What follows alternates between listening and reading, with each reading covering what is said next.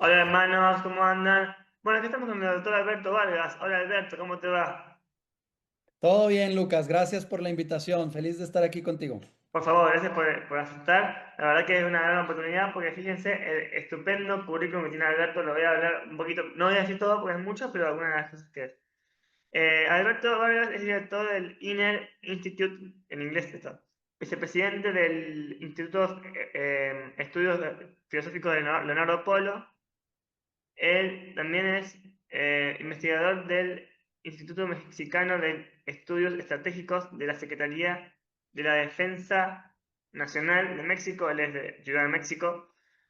También es doctor en filosofía por la Universidad de Navarra. Tiene un máster en gobierno y cultura de las organizaciones con la Universidad de Navarra también. Máster en educación con la Universidad de Villanueva. Máster en políticas públicas de Monterrey, ¿no? Sí. Y licenciado en Ciencia Política por la Técnica de Monterrey, ¿no? ¿Está bien? Buenísimo, excelente. Bueno, estamos, como yo decía, con el vicepresidente del Instituto de Estudios de Leonardo Polo. Y para los que no saben, Leonardo Polo fue un gran filósofo personalista que murió hace poquito, 2013, ¿no? 2003 es correcto, y ahora estamos en el centenario de su nacimiento. Nació en el 1926. Wow, y me decías recién que van a hacer un congreso, ¿puede ser? ¿En dónde? ¿En España o...? Es correcto. Es más, aprovecho tu espacio para invitar. Tenemos un congreso en noviembre, 4, 5 y 6, si no me equivoco, de noviembre en la Universidad de Navarra. Lo organiza la propia universidad, donde él fue el primer profesor de filosofía de la universidad en sus años fundacionales. Muy bien, muy bien. Entonces, hoy vamos a hablar, hermanos, sobre Leonardo Polo, la vida y la filosofía de Leonardo Polo.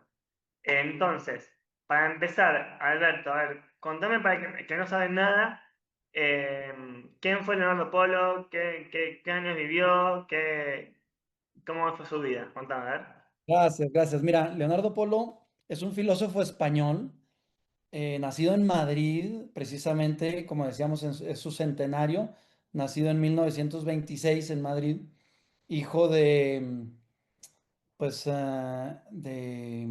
un funcionario republicano que tiene que huir en la en la Guerra Civil Española, huye exiliado a Chile. Y pues Polo es un hombre muy interesante. Podríamos decir que es como un superdotado, diría yo, ciertamente, ¿no? Un señor o un chico que a los 15, 16 años lee a Hegel en alemán, un tipo que tiene una vocación genuinamente filosófica, un pensador en primera persona, que tiene un itinerario pues un poco peculiar porque no se educa formalmente en filosofía a sus inicios de vida, sino que estudia derecho por necesidad familiar. Tiene que hacerse cargo de un despacho familiar, su padre pues está exiliado, etcétera, pero muy pronto pues decide abandonar aquello y dedicarse por completo a la filosofía. Gana una beca del CSIC para estar en Roma unos años con una investigación un poco jurídica, pero en realidad es metafísica. Está buscando él la fundamentación del derecho, no en la naturaleza, como es el derecho natural, sino en la existencia humana, en el carácter existencial del hombre. Y como fruto de esa investigación, pues surge, en realidad esa investigación no se articula así como te la estoy presentando, sino que él tiene un descubrimiento que es un antes y un después en su vida filosófica, que es el descubrimiento del abandono del límite mental, lo que él llama el método del abandono del límite mental. Y eso pues marca toda su obra posterior. Se dedica de algún modo a explicar ese asunto y los rendimientos y frutos que da abandonar ese límite mental. Muere en la universidad, muere en Pamplona, en la Universidad de Navarra, después de muchos años de docencia y de investigación. Hace toda su carrera filosófica en Pamplona, como decía él, muy a su pesar, ¿no? Decía, para humildad Pamplona, porque pues sus intenciones era desarrollar su carrera filosófica en Alemania. Sin embargo, él era miembro del Opus Dei, miembro numerario, y el fundador del Opus Dei, San José María, escriba, le pide que le ayude a fundar la Universidad de Navarra. Y entonces, pues cambia sus planes y se va a Pamplona, donde no había tradición universitaria, y junto con muchos otros, pues monta lo que hoy conocemos como la Universidad de Navarra, que es una universidad que siendo muy joven, pues ha adquirido un prestigio muy relevante. Creo que eso puede servir como introducción, Lucas, no sé si te sirve. Buenísimo, me encanta. Tenía duda porque ya te has escuchado antes y ahora te escucho de nuevo. El límite mental. ¿Cuál es el límite que hay que superar y por qué? Sí, mira, em, diversos filósofos a lo largo de la historia han detectado que la inteligencia tiene un límite, una, una tendencia, ¿no? De hecho, pues ahora no viene a colación, pero Polo relaciona esa tendencia, ese límite, ese obstáculo mental con el pecado original, ¿no? O sea, una tendencia de la inteligencia a detenerse, a construir objetos. Y entonces, pues la inteligencia lo que consigue conocer de ordinario son objetos mentales que tiene presentados, valga la redundancia, en el presente, pero que no corresponden con la realidad de la cosa, un objeto mental. Y eso pues es una limitación para la filosofía y para muchas cosas, porque de algún modo no nos permite conocer la realidad tal cual es. En eso consiste el límite mental. Tal vez el primero que lo detecta con claridad es Sócrates. Y luego a lo largo de la historia, de diversos modos, con diversos planteamientos, tal vez no como lo estoy presentando yo, pues diversos filósofos caen en la cuenta de estos. Y algunos pues consiguen como ir más allá de él, ¿no? ¿Qué significa esto? Pues detectar, conocer el ser. No solo lo que las cosas son o la construcción mental que nos hacemos de las cosas, sino profundizar en las estructuras ontológicas de la realidad. Eh, También este criterio puede servir un poco para, como báscula, como criterio de justicia para la metafísica. O sea, los grandes momentos de la metafísica, pues, tienen que ver en parte con el abandono del límite mental. Entonces, no es algo que hay que aceptar, sino que es algo que hay que traspasar. Poder conocer las cosas realmente. Así es. Sí, traspasar es un buen término. El que él usa es abandonar, O es ir trascender. más allá, trascender el objeto pensado. Muy bien, muy bien. Y bueno, para avanzar entonces, contame un poquito de sus obras. ¿Cuántas obras escribió? Si son muchas, si son poquitas, si son leíbles, si se escribe difícil, si Claro. se escribe fácil. Mira, Leonardo Polo es un autor, en términos de obras, es como peculiar, porque su primera obra es una que se llama El acceso al ser. Em, Ahora te pongo aquí en la pantalla la edición de las obras completas que publica UNSA, ¿no? Yo he participado junto con muchos otros en este trabajo. Su primera obra es El acceso al ser. Como te das cuenta, pues es un filósofo netamente metafísico. Primera obra, El acceso al ser, ¿no? Y, y en esa obra y en otras siguientes, lo que va a querer presentar es precisamente el rendimiento que tiene el método de el abandono del límite mental, que es el descubrimiento de las cuatro grandes regiones de la realidad. El ser extramental, es decir, el ser metafísico, el ser del universo, de todas las criaturas, y el ser de la persona humana, el ser libre, la existencia personal, la intimidad humana. Y a su vez, dentro de esas dos grandes regiones, junto con ellas, la esencia del universo, que podríamos llamar también esencia extramental, afuera de la mente, y la esencia del hombre. Entonces, lo que tenemos ahí es una distinción muy interesante entre el ser y la esencia, el ser y la esencia del universo y el ser y la esencia de la persona humana. Bien, entonces, ese es como su proyecto inicial, el acceso al ser y la exploración de esas cuatro regiones ontológicas de la realidad. Sin embargo, lo que sucede con Polo es que eh, pues sufre, podríamos decir, una especie de incomprensión inicial. En parte, pues porque se encuentra en una dimensión, más que en una dimensión, en una comunidad que posiblemente no está preparada para este tipo de planteamientos. Él, como te he dicho, es un buen lector de Hegel y también pensaba que el último gran filósofo era Heidegger y que había que, en todo caso, seguir la filosofía, pues desde Heidegger, sin omisión de él. Sin embargo, pues se encuentra en una universidad muy buena, de mucho prestigio, grandes profesores, con una mentalidad claramente tomista. Y pues cae en la cuenta de que tiene que explicar sus planteamientos posiblemente desde Tomás de Aquino, más que desde Heidegger o desde Hegel, ¿no?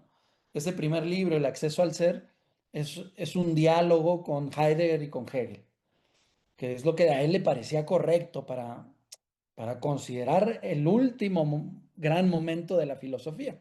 Sin embargo, como no consigue darse a explicar adecuadamente entre sus colegas, pues tiene un periodo en el que podríamos decir que guarda silencio, repiensa las cosas, estudia, hace, deshace, y luego viene de nuevo a la carga con una serie de publicaciones que conectan mejor su propuesta filosófica con el llamado realismo filosófico de Aristóteles y Tomás de Aquino.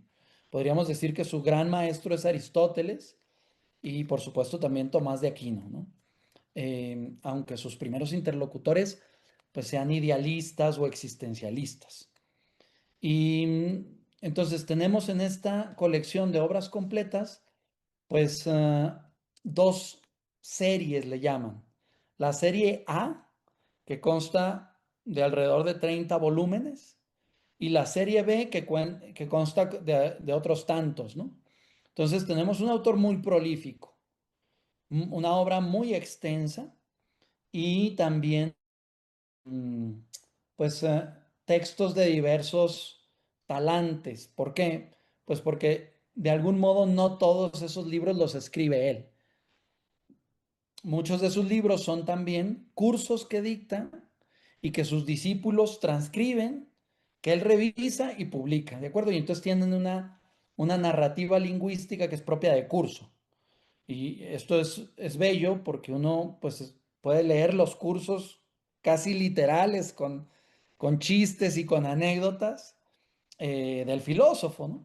Eso resulta interesante. Algo que me gustaría también comentar sobre ese asunto de su obra, pues es que Polo era un filósofo muy interdisciplinar, con una mentalidad muy genuinamente filosófica.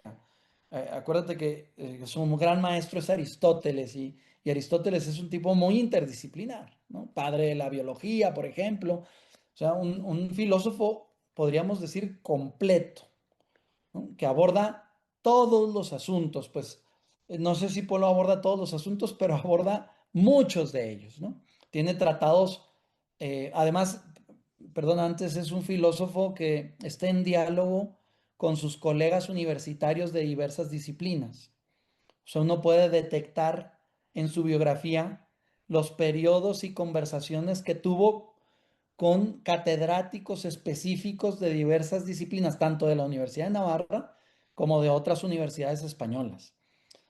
Por ejemplo, pues tiene estudios importantes sobre la evolución, el origen de la vida y la evolución del hombre, el origen de la vida humana, perdón. Entonces, o trabajos de neurociencias junto con teoría del conocimiento, o de genética, o de economía. Y todos esos trabajos tienen nombres y apellidos de otros catedráticos que fueron referencias para él. Entonces es un filósofo que está muy en diálogo con la ciencia contemporánea, que le interesa aprovechar y aprender de otras disciplinas, porque tiene intereses pues completamente diversos, amplios, ¿no? No es un filósofo que trabaja meramente la filosofía y ya está. De toda su obra, lo que posiblemente más destaca es la antropología. O sea, tiene grandes desarrollos. Es difícil encontrar un filósofo con tantos desarrollos en, en antropología como él. Tiene muchos libros sobre antropología. Y, pero también creo que hay que destacar la teoría del conocimiento. Creo que eso te puedo decir de su obra, Lucas. Excelente, sí, la verdad que te escuchaba que hablaba de neurociencia, de derecho, economía, increíble, la verdad que es difícil abarcar tanto, que una persona pueda Sí. abarcar tanto, como hacía, no sé, un Tomás o un Aristóteles que han omnia Yo solo me lo abarcante. explico por ser un superdotado, la verdad, porque efectivamente es muy vasta su obra, muy meticulosa. Me topo yo con expertos de diversas ciencias que se sorprenden de la finura del tratamiento de ciertos asuntos, ¿no? Sí, che, te pregunto, acá esto de las regiones ontológicas que hablaba, las cuatro, me suena a esto ha tomado las virtudes intelectuales de Aristóteles y Tomás, ¿no? Las virtudes dianométricas o intelectuales, porque estaban, yo cuando la leía veía eso, ¿puede ser? La Repíteme eso. síntesis, ¿eh? Sí, sí, los hábitos, gracias, ya veo por dónde vas. Efectivamente, el descubrimiento de esas regiones implica a su vez el descubrimiento también de los soportes cognitivos para acceder a esas regiones. ¿De acuerdo? Y en ese sentido, ¿cuál es el soporte cognitivo para el conocimiento del ser del universo? Pues es de los primeros principios, ¿no? Pues es precisamente el hábito de los primeros principios. O sea, ¿cómo se conoce el ser extramental? Polo entiende el ser extramental, y esto es una innovación en la metafísica desde su perspectiva, em, entiende el ser del universo como persistencia. ¿En qué consiste el ser del universo? En persistir. Es decir, o sea, ¿qué tipo de existencia es la del universo? Es la existencia que persiste, es decir, que busca mantenerse en la existencia. Precisamente lo suyo es pugnar contra la nada. El ser lo que está es peleando por ser, precisamente, ¿no? Peleando por no dejar de ser. De ahí que Polo lo descubre como persistencia y eso se consigue gracias al hábito de los primeros principios, que es un hábito nativo, efectivamente intelectual, un hábito nativo, es decir, que el hombre no desarrolla ese hábito, sino que nace con él, es estructural en su modo de ser, el hábito de los primeros principios. Pero luego, ¿cómo descubrimos, cómo conocemos la esencia? Pues la conocemos a partir de, en este caso, la esencia humana, es decir, la tetracausalidad, el movimiento de la naturaleza, lo que en la jerga ordinaria le llamamos la madre naturaleza, su esencia, la esencia del universo, pues es la vida, la tetracausalidad. Todas las causas ontológicas que organizan el movimiento de la vida. Y eso lo vamos conociendo la esencia del universo, la vamos conociendo a través de hábitos ya no innatos, sino adquiridos, hábitos que vamos adquiriendo gradualmente. Pero, ¿qué pasa con la esencia, perdón, la existencia personal? Que no es la existencia extramental, la del universo, sino nuestra existencia, la existencia personal, la persona humana, el acto de ser personal. ¿Qué pasa con él? Pues ese acto lo conocemos a partir del hábito de la sabiduría, que también es un hábito innato, que nos permite de algún modo conocer lo espiritual. Y por último, la esencia humana, distinta a la existencia humana, porque Polo está distinguiendo las regiones. En el hombre no es lo mismo la región existencial de la existencia personal que la región de su esencia humana, la manifestación de esa existencia. ¿Y cómo se conoce esa manifestación de la existencia, es decir, la esencia humana? Pues se conoce a partir de la sindéresis, efectivamente, de ese hábito también innato que descubren, pues posiblemente San Jerónimo y que pues es un hábito que está muy relacionado, muy vinculado con la conciencia y que desde la filosofía moderna, pues es muy cercano a lo que llamamos yo, el yo, la sindéresis. Polo tiene importantes desarrollos sobre el yo y sobre la sindéresis. En fin, eso es lo que te puedo decir. Genial, genial. Me gustaría profundizar un poquito más sobre este acto de ser personal. Este concepto que es actus essendi o ese que tomás más que nada. ¿Por qué es importante distinguir entre el acto de ser del hombre personal, el de los animales, las plantas, las cosas? ¿Por qué? Eso es lo que no entiendo.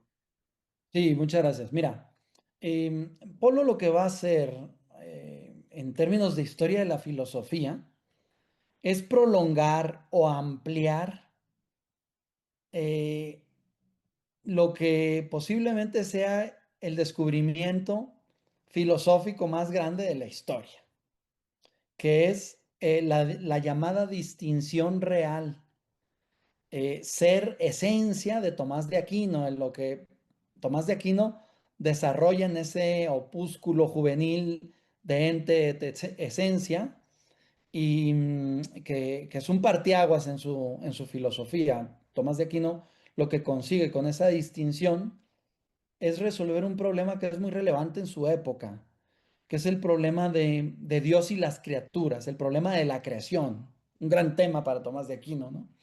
Y ese problema, pues se abre paso intelectualmente, Tomás de Aquino, distinguiendo el ser de la esencia. ¿Y qué rendimiento tiene eso? Pues tiene múltiples derivaciones. Sin embargo, posiblemente lo nuclear es que em, consigue Tomás de Aquino poner de manifiesto la distinción entre Dios y sus criaturas. Por eso es el problema de la creación entre Dios y sus criaturas. Dios es el ser donde no hay distinción, donde no cabe distinción. El ser y la esencia de Dios, eh, distinguirlos no tiene sentido. O sea, Tomás de Aquino se refiere a Dios como el super ese, ¿no?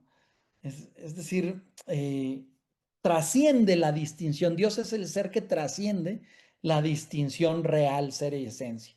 En cambio, todas las criaturas, tú y yo incluidos, hay esa distinción. Tú y ser humano no son equivalentes. Una cosa es Lucas y otra cosa es ser humano. Es decir, la existencia propia de este ser humano que se llama Lucas es distinta a la humanidad. Es verdaderamente distinta. Si fuesen iguales, pues de algún modo, perdóname los atropellos filosóficos, si fuese la misma, pues entonces Lucas sería el hombre por excelencia y no cabríamos ningún otro. Habría identidad entre el ser y la esencia. pero sabemos que en la realidad nada es idéntico. Tengo yo aquí frente a mí una serie de libros y este no es aquel, pero comparten la misma esencia del libro, ¿de acuerdo? Bien, entonces, en Dios, Dios es el ser donde no cabe distinción. Es la identidad originaria. Bien, ¿qué tiene que ver esto con el acto de ser? Pues Polo concentra su atención en esta distinción, la reconoce como netamente valiosa. Además, hay que tener claro que Polo no surge así como de la nada, ¿no? Sino que hay toda una corriente de pensamiento de la que él participa, de algún modo como neotomista, eh, que va descubriendo la relevancia, redescubriendo después de 7 siglos, la relevancia de esta gran distinción. Pensemos en Cornelio Fabro, en Etienne Gilson, etcétera, ¿no? Es una serie de pensadores que van recuperando como lo más fino, lo más genuino de Tomás de Aquino. Y Polo, de algún modo, participa, aunque sea indirectamente, participa de ese dinamismo. Bien, sin embargo, le pone una especial atención y le saca un rendimiento especial cara a la filosofía moderna y sobre todo cara al gran giro antropológico que venimos dando desde hace mucho tiempo. Es decir, a ver, si aprovechamos esta distinción a favor del hombre, ¿qué rendimiento podemos sacar? ¿Y cuál es el rendimiento que Polo saca a partir del abandono del límite mental? Que la distinción real en el hombre, en el ser humano, no es equiparable a la distinción real en todas las demás criaturas. Es decir, que la existencia personal, el acto de ser personal, el acto de ser que tú eres, Lucas, que yo soy, el ser que tú eres, tu intimidad, tu existencia personal, no es equiparable a la existencia de cualquier otra criatura. ¿Y en qué sentido? La pregunta, cualquier cristiano sabe esto, pero el problema es resolverlo metafísicamente. ¿En qué sentido no es equiparable? Pues en el sentido de que el universo y todas las realidades creadas meramente existen. Lo suyo es existir, ya lo decíamos. O sea, distinguirse de la nada. Recordarás aquello tomista de creatio ex nihilo. O sea, ¿qué significa crear? Crear de la nada. Es decir, distinguirse de la nada. Sin embargo, el hombre, tú y yo, eso nos queda muy cortos. O sea, nuestro existir no consiste en distinguirnos de la nada, sino que nuestro existir tiene una peculiaridad completamente distinta a las demás criaturas. ¿Y en qué consiste eso? Pues que el hombre no existe meramente, dice Polo, sino que coexiste. Y ese co no es al estilo heideggeriano, sino existe junto. Co es un prefijo que indica junto. O sea, que no existimos solos, es un existir acompañado. Pero no acompañado como un pegoste que se me pega, sino que el existir consiste en ser compañía, que no es lo mismo. Es decir, que mi existir es acompañado, que no existo solo, que existo además de mí. Y ese además de mí lo que significa es que existo con el origen. O sea, que el origen al crearme no me crea al margen de sí, sino con él, con él. Esto es un modo de explicar, siguiendo la tradición tomista y esa distinción ser esencia, lo que San Agustín y algunos otros padres de la iglesia descubren previamente, solo que con otras categorías, no las categorías propias de lo que se llama realismo filosófico, entendido como todo lo que se desprende de la distinción acto-potencia aristotélica y posteriormente la distinción ser-esencia tomista, ese realismo filosófico, ¿no? Pues San Agustín descubre el interior íntimo meo, es decir, Dios es más íntimo a mí que mí mismo, la noción de intimidad, es decir, coser con la trascendencia, coser con el origen.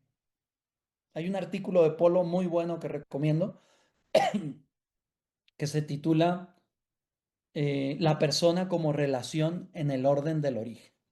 Si uno pregunta, bueno, ¿cómo entiende Polo la persona humana? La persona es relación en el orden del origen.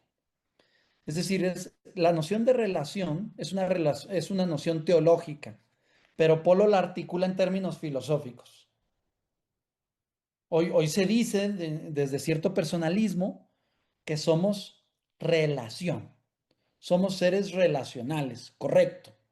Sin embargo, no hay que perder de vista que esa noción o la trabajamos o entonces es una noción que hemos pedido prestada de la teología, las relaciones trinitarias, ¿de acuerdo?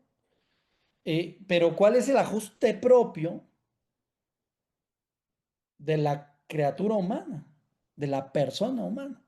Pues Polo la desarrolla como relación en el orden del origen o como coexistencia, es decir, un ser que coes con Dios. Wow, No sé si impresionante. esto sirve, si quieres Me profundizamos un poco más. encanta. Vos sabés que me ibas hablando y se me va ocurriendo un montón de referencias de la historia y de la filosofía que tienen que ver con esto. Yo también Mm. he trasladado algún punto de esa idea, me encanta, es fascinante. Pero hay una que me está llamando ahora, que te quería decir a ver si me decís algo. Polo, referido a esto, ¿dice algo la inhabitación trinitaria de que Dios habita dentro mío, la verdad científicamente y eso, y tiene que ver con esto o no, o nada que ver? Sí, gracias. Sí, absolutamente. Entonces, si bien Polo, pues su personalidad, su talante intelectual es claramente filosófico, Polo es un filósofo sin duda y sin matiz, es un filósofo cristiano. Y lejos de marcar una distancia entre la filosofía y la teología, la aprovecha los descubrimientos de la revelación, eh, pues a favor de la filosofía. Y además hace una filosofía que busca explicar mejor los misterios teológicos, ciertamente. Entonces, pero no hay que dejar de decir que su talante, pues es filosófico. Él no pretende en ningún caso ser teólogo. eh, ma- Trata siempre las diversas disciplinas con respeto. Entonces consulta, ya sea biología, genética, economía, y luego reformula, ¿no? Entonces, ¿qué es lo que pasa aquí? Efectivamente, es, es que lo que consigue Polo es teorizar metafísicamente desde la tradición del realismo filosófico, si tú quieres aristotélico tomista, la noción de espíritu. O sea, ¿qué es eso de espíritu? Y entonces lo distingue de alma con claridad. La distinción en polo de espíritu y alma es clara. Es la distinción de persona y esencia. La esencia humana no es lo mismo que la persona. La persona tiene un carácter ontológico. A veces, en ciertos personalismos, se entiende la persona, y Polo no estaría de acuerdo con esto, aunque ciertamente lo has presentado inicialmente como personalista y eso es válido. em, Él se desmarcaría de cierto personalismo porque comprendería que el ser personal, la persona humana, no es la totalidad del hombre. A veces se entiende soy persona, es como la integralidad del hombre, lo que junta todas sus partes, ¿no? y Polo más bien lo entiende como el corazón del hombre, la intimidad misma, lo que hay de divino en él, em, que se distingue de lo que hay de humano, aunque lo pueda permear todo, ciertamente, pero ese, esa existencia que es de intimidad con Dios, donde,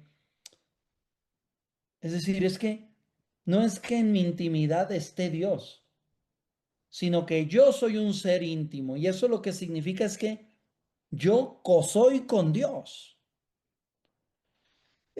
Polo aprovecha mucho una noción cristiana y la desarrolla además, es el modo en el que yo me encontré con Polo, a partir de la noción de hijo.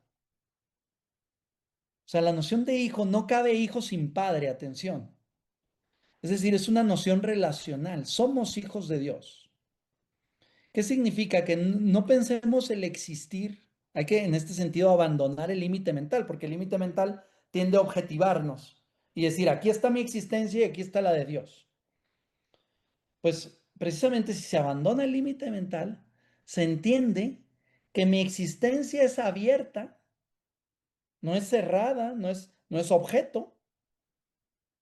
Pensemos en la crítica que hace, por ejemplo, Boitigua, la crítica a Tomás de Aquino, que es fuerte, ¿eh? A mucha gente le escandaliza su crítica. O sea, que critica a Tomás de Aquino como una filosofía objetivante. Y esto es muy fuerte. Yo creo que merece matices, pero estoy de acuerdo en la crítica. Pues si descubrimos que el hombre, su ser, no es objeto, sino que es una realidad abierta, y entendemos a Dios tampoco como objeto, que es propio del idealismo, por ejemplo, pensemos en Hegel, que entiende a Dios como totalidad, como resultado, como absoluto. Pues si entendemos a Dios como máxima amplitud, como pura apertura, entonces nuestra existencia simplemente coes con Dios. Este es el asunto, ¿no? Pero precisando lo que sí, efectivamente, la teología que se desprende de la filosofía de Polo es una teología trinitaria, porque precisamente, pues, la dimensión personal de Dios es trinitaria. Polo propone el amar como un trascendental. Esto es interesante, ¿eh? Porque si uno, me acuerdo, estaba conversando con una amiga y le digo, oye, ella es experta en Husserl, ¿no? Bueno, en varios autores, pero uno de ellos, Husserl. Y le digo, oye, ¿qué dice Husserl sobre el amor? ¿Cuál es el estatuto que le da Husserl al amor? Y me dice ella, hijo, pues no lo sé, dame tiempo de pensarlo. Y entonces volvemos otra vez a la conversación. Y me dice, ¿sabes qué? Husserl no aborda el tema del amor. Fíjate qué interesante. Y ella misma se extraña, ¿no? Pero luego dice, ¿sabes qué he estado pensando en otros filósofos que conozco, como Descartes, y tampoco hace un trabajo frontal sobre el amor? Sin embargo, son filósofos que valoran mucho el amor. O sea, eso te lo puedo decir, me dice.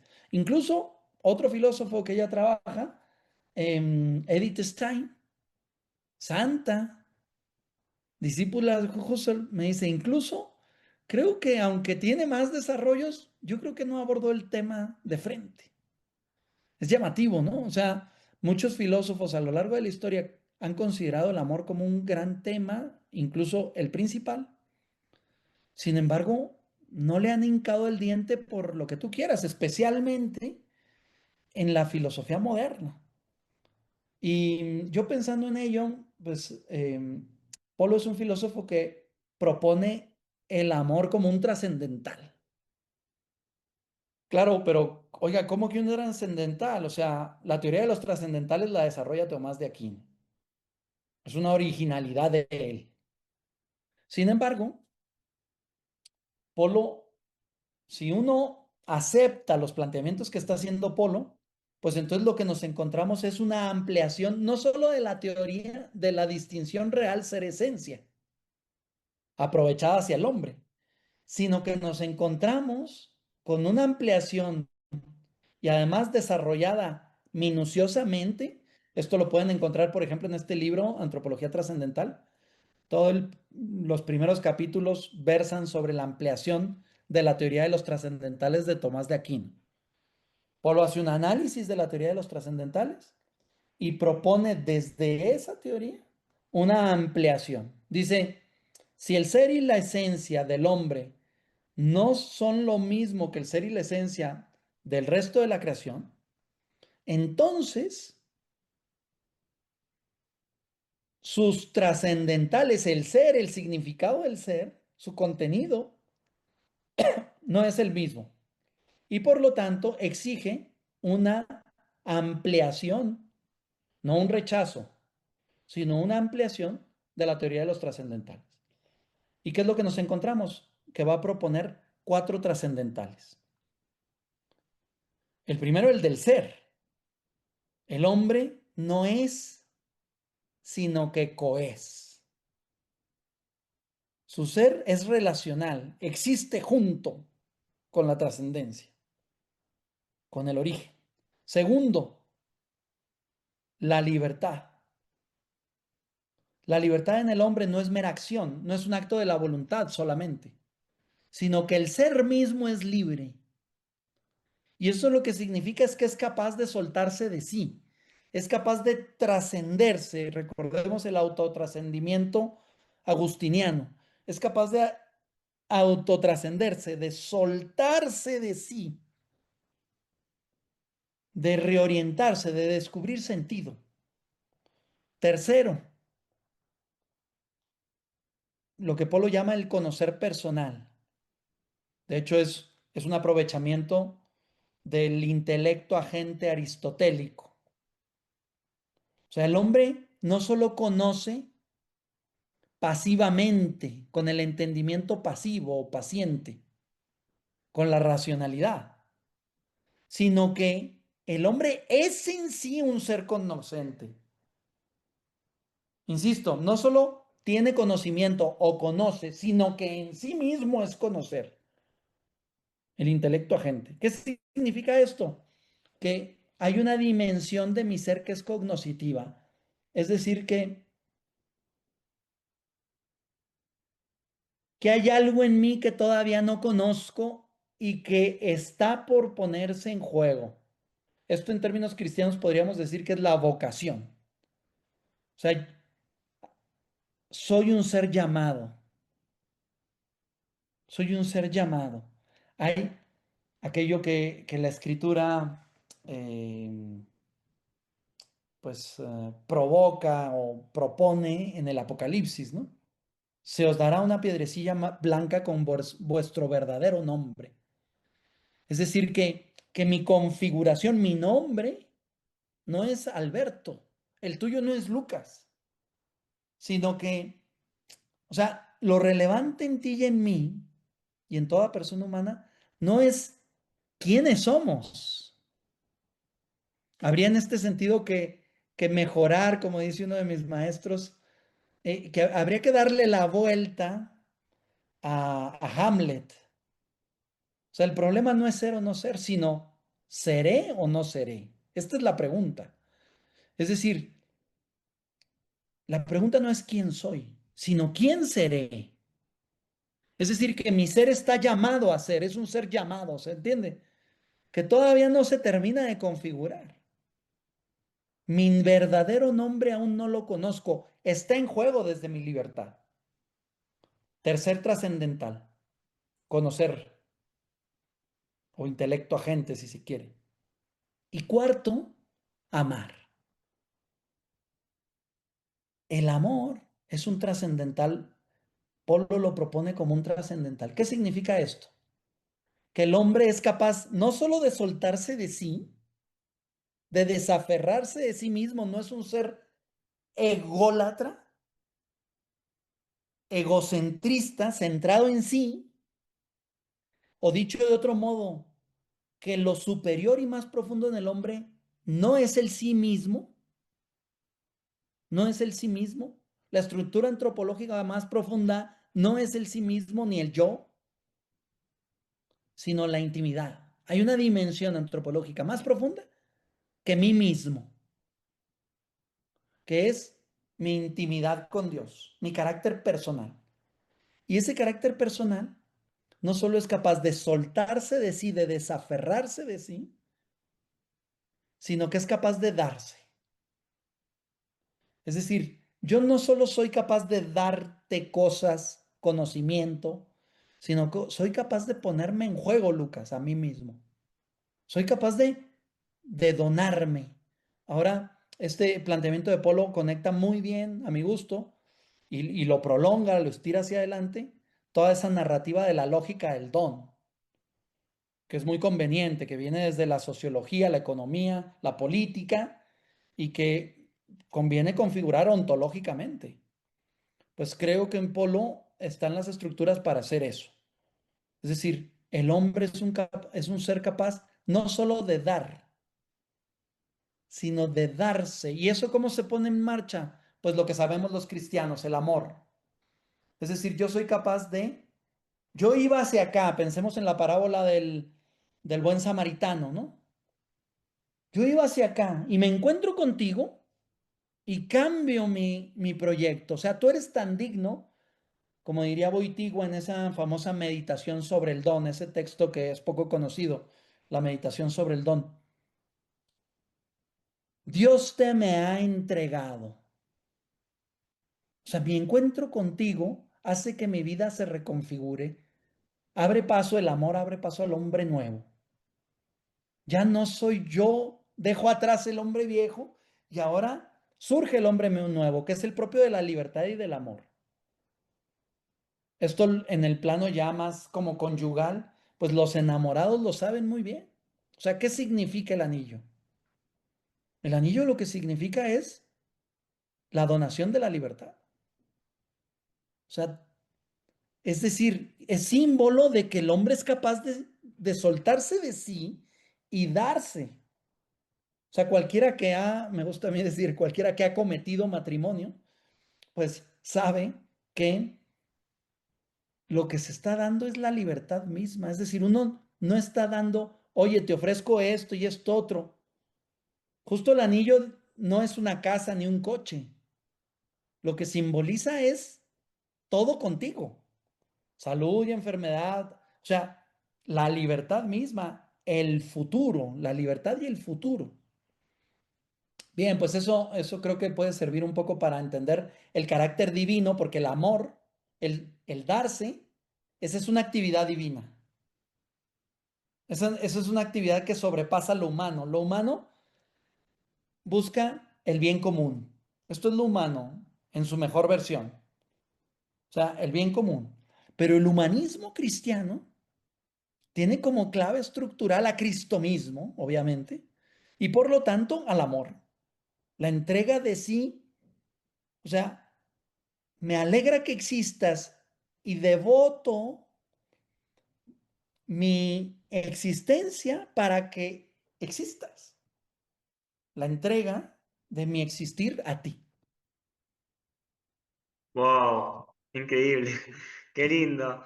Te escuchaba y pensaba un poco en el tema de los trascendentales. Quería preguntarte si los trascendentales personales, esto que me hablas, funcionan igual, no son iguales, obviamente, pero también a partir de la participación, como los trascendentales tomistas, como que todas las personas participan en esos trascendentales, pero solo las personas, ¿así sería? ¿Puede ser? Qué buen apunte, Lucas, ¿eh?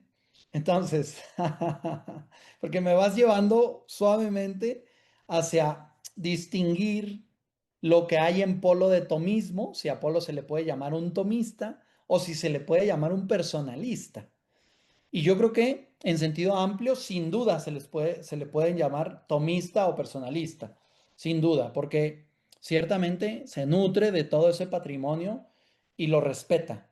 Sin embargo, tienen distinciones que terminan siendo considerables, no por confrontación, sino por ampliación. O sea, Polo es un filósofo contemporáneo que lo que busca es hacer filosofía y eso significa proseguir el conocimiento, ¿no? O sea, la actitud más tomista tal vez sea, pues, no repetir a Tomás de Aquino, sino buscar que el conocimiento crezca, ya sea un poquito o mucho, lo que sea posible, ¿no? Pero proseguir, esto es la actitud filosófica, ¿no? También es un don, no cualquiera tiene el talante para proseguir la filosofía, ¿no? Hay un cierto carácter misterioso de don. Sin duda este señor lo tiene, Polo lo tiene. Y eh, entonces, la teoría de la participación. Bien, la coexistencia no es participación. Es decir, no hay como una cierta, la criatura no es como una cierta emanación de Dios, sino que es una distinción rigurosa y real. Em, es decir, que seamos hijos no significa que seamos padres. Es decir, eh, somos en relación. Yo no puedo dejar de ser hijo sin mi padre. Si mi padre no fuese, yo no podría ser hijo. No, no existen los hijos al margen de los padres. O sea, nadie puede decir, yo soy hijo, pero no tengo ni tuve padre. Oiga usted. Em, bien, es una noción relacional que exige el abandono del límite mental.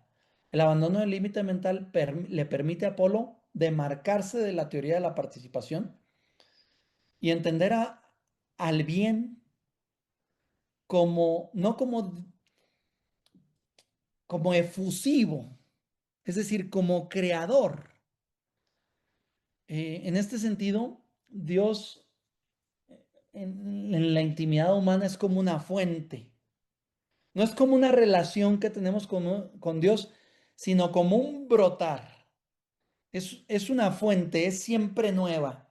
Es decir, que tu intimidad, la intimidad que tú eres y que yo soy, no es participada, sino que es verdaderamente fuente. Dios ha creado fuentes.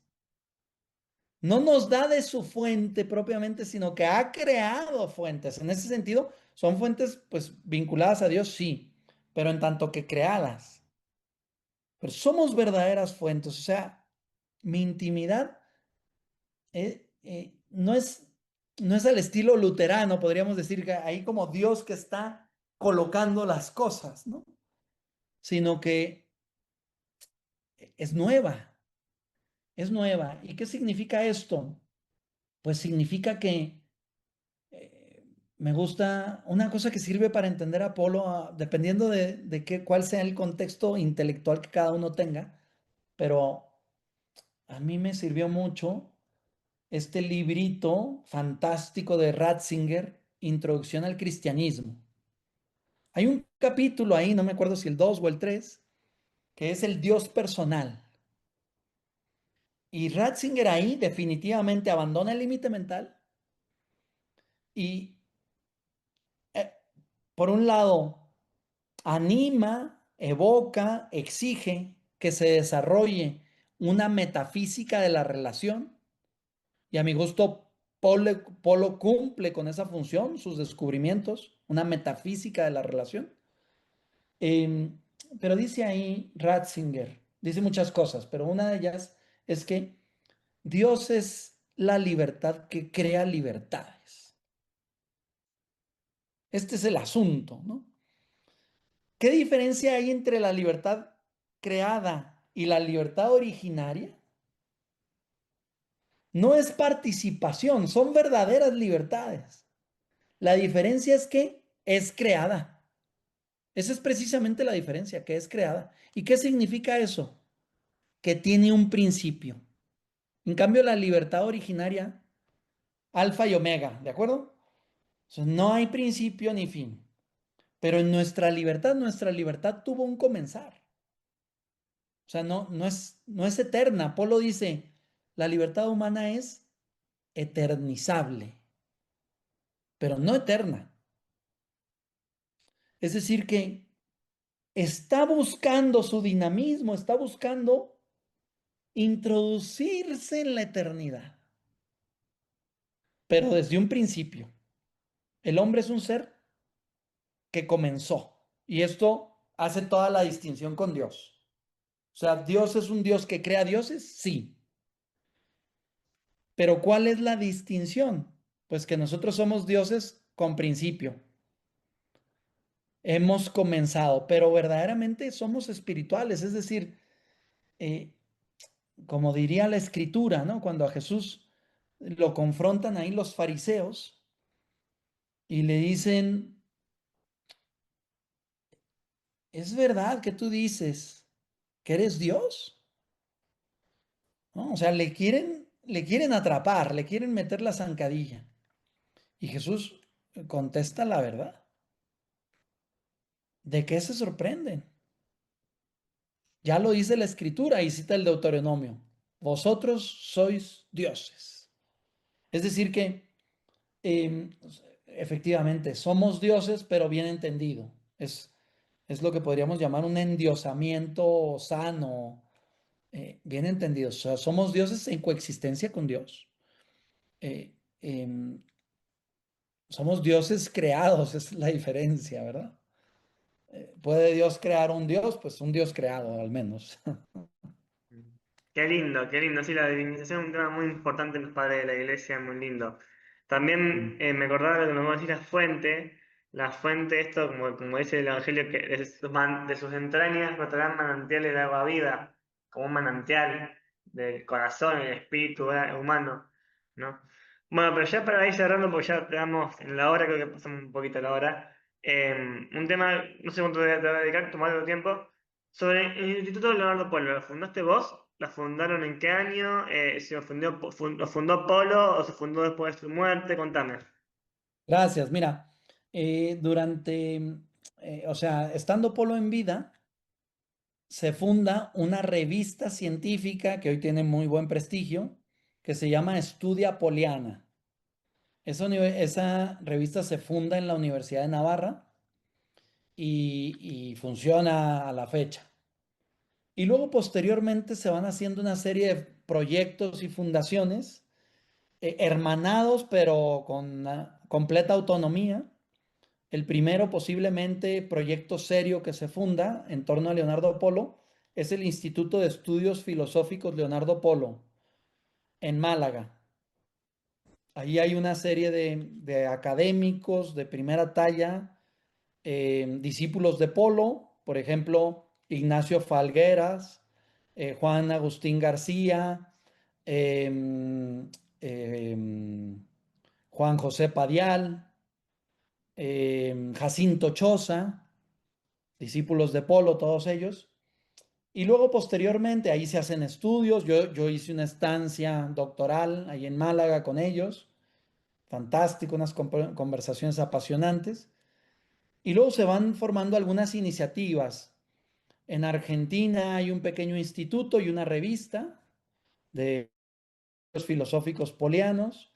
Y luego yo contribuí a la fundación, soy fundador junto con otros de el Leonardo Polo Institute of Philosophy en Estados Unidos. Ahí hay un pequeño instituto que tiene como fin principal la traducción de las obras al inglés. Hay algunas traducciones, hay otras en marcha, se han organizado algunos congresos en inglés, etc. Y luego, ahora actualmente, bueno, yo mantengo esa participación, pero yo soy director de un instituto, que lo mencionaste al inicio, Inner Institute, que es un instituto afiliado, es un college a Wolf University, que es una universidad norteamericano-europea fundada por una serie de exalumnos de Oxford. Y este instituto, Inner Institute, es un college de la universidad. Es un instituto que yo dirijo y que tiene como interés fundamental la investigación y la docencia de posgrado en orden a poner a la persona en el centro de la cultura y de las organizaciones, principalmente de la familia, de la universidad y de la empresa. Y básicamente lo que buscamos en ese instituto, un grupo de investigadores, colegas, es establecer vínculos entre la investigación y el mundo de la vida. Es decir, conseguir una filosofía vital que sea capaz de hacer cultura, de atender a ese llamado del Concilio Vaticano II, especialmente de Juan Pablo II, de la nueva evangelización, de renovar la cultura, poner a la persona en el centro. Ahora con la última encíclica Magnifica Humanitas, pues esto está muy claro y muy de manifiesto. Eso es lo que hacemos en Inner Institute. Ahí ofrecemos cursos diversos, entre otros cursos sobre la filosofía de Leonardo Polo. Si alguno quisiera como profundizar, ahí puede encontrar un buen camino de estudio y un estudio muy amable, muy vital, que transforme la vida. Y ahora acabamos de lanzar un máster oficial, un título europeo oficial que habilita para el doctorado, un máster en antropología e interdisciplina. Estamos muy contentos por eso, es un profesorado internacional que venimos trabajando juntos pues unos 10 años atrás al menos, haciendo investigación juntos, planteamientos en torno a la teoría de la persona, la filosofía de la persona y su despliegue cultural. Es decir, ¿qué rendimiento tiene una filosofía de la persona fuerte en la transformación de la cultura?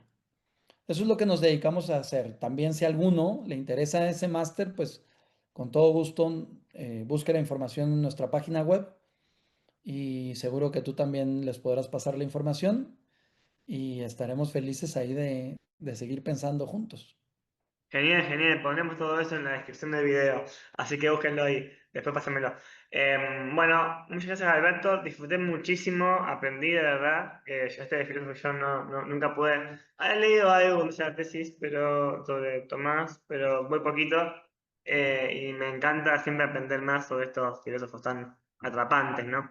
Así que bueno, ¿te gustaría Mira, si alguno despedirte? quisiera, Lucas, si alguno quisiera introducirse en el pensamiento de Polo, déjame hacer alguna sugerencia.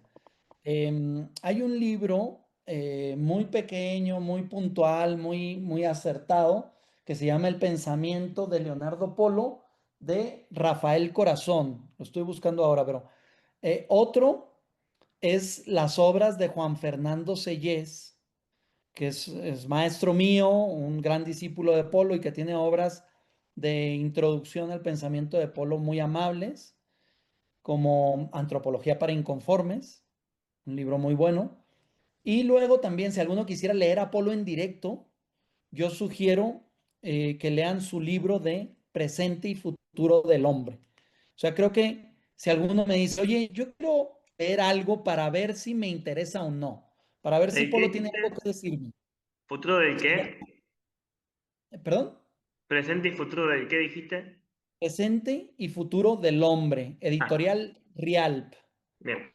Em, y creo que ese libro, por ejemplo, alguien como tú, que tiene cultura filosófica, pero que no ha leído Apolo, pues ese es un buen libro como para decir, ¿me interesa realmente Polo o no?